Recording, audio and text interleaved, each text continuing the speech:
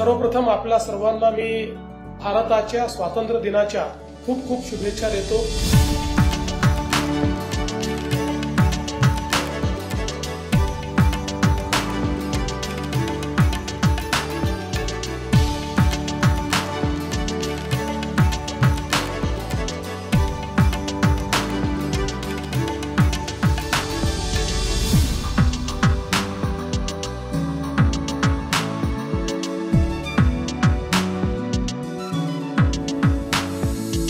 कुरुक्षेत्राच्या मैदानामध्ये ज्यावेळी पार्थ लढायला तयार नव्हता आणि धर्मयुद्ध मी लढू शकत नाही असं सांगत होता, त्यावेळी विश्वरूप दर्शन देत जगातलं सगळ्यात मोठं ज्ञान भगवत गीता ही योगेश्वर श्रीकृष्णांनी सांगितली।